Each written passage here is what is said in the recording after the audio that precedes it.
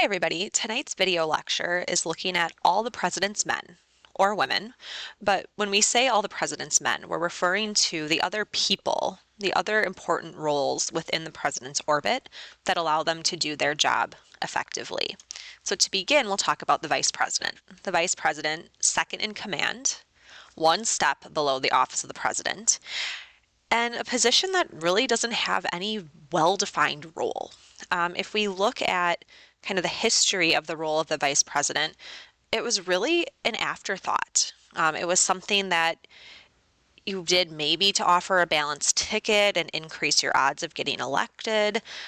Maybe you came in second. In fact, the vice president used to be whoever came in second in the election. So you lost the presidency, but you came in second, you became the vice president, which meant that at times there could have been a president and vice president from different parties. Now we have a ticket, right? A president and a vice president run together.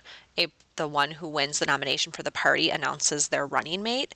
And that can be a strategy, a way to kind of unify and placate the party, also adding legitimacy to the ticket or helping the president win a key region or state or a key voting block. Now, usually the role is pretty ceremonial. The vice president does have the constitutional requirement to break a tie in the Senate, but not much else except for kind of lying in wait to take over if the president is incapacitated during their time in office. However, we have seen that in recent years, vice presidents have taken on an increasing role, becoming more active in policy making and advising. And we really started to see this when George W. Bush was president. Dick Cheney was his vice president at the time, and Cheney had a huge influence on the decisions that George W. Bush made, especially when it came to national security and foreign policy in the wars in Iraq and Afghanistan.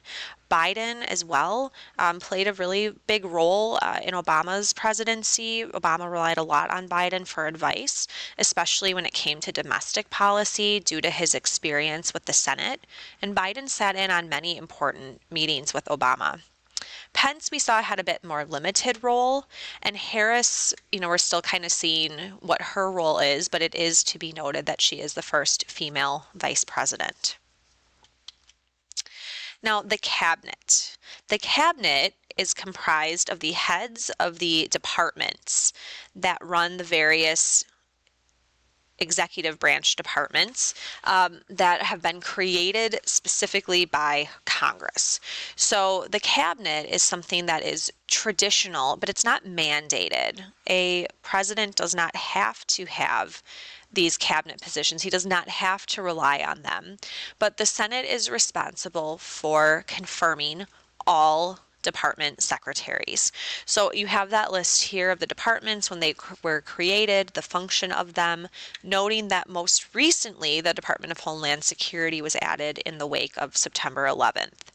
Now, all presidents since Washington have had a cabinet, but it is up to each individual president to decide how much or how that cabinet is used.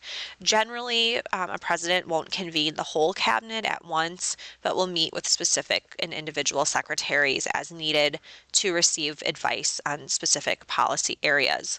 Again, members of the cabinet are subject to Senate confirmation, so that illustration of how checks and balances work. The Senate can nominate or appoint somebody to be a cabinet secretary, but it ultimately comes down to the Senate to provide that confirmation. Here's a look at the Biden cabinet.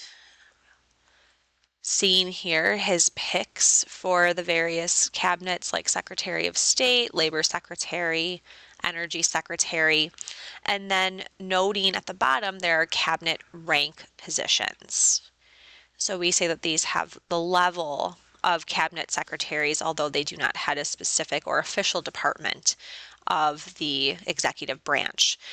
You'll notice the vice president or the former vice president, chief of staff, that would not be one that is subject to cabinet or Senate confirmation of advice and consent, but all the other ones on that bottom row, Director of National Intelligence, UN Ambassador, those also require Senate confirmation. Additionally, we have the Executive Office of the President. These are comprised of some of the most important agencies that oversee important matters like the National Security Council, the Office of Management and Budget, which we talked about, that prepares the budget, helps the president kind of lay out his budget proposal for the coming year. All executive branch agencies and departments ultimately request their budget for the upcoming fiscal year through the OMB. The OMB is absolutely the most important of these agencies on this slide. Overall, the Executive Office of the President, or the EOP, was established in 1939 by FDR to help kind of divide and conquer and oversee New Deal program implementation, but they are still a very important part of the president's orbit today. This graphic here is showing the EOP, or the Executive Office of the President, and kind of that hierarchy composed of the president's closest advisors, and is oftentimes the president's chief of staff that oversees the operations of these offices and administrations. Then we have the White House staff. The White House staff is the president's closest circle, the people that are most in direct contact with the president. Now, overall, there's about 600 people in the White House staff, anybody from the chief of staff down to the president's chef, the janitor, the people who work there on a daily basis.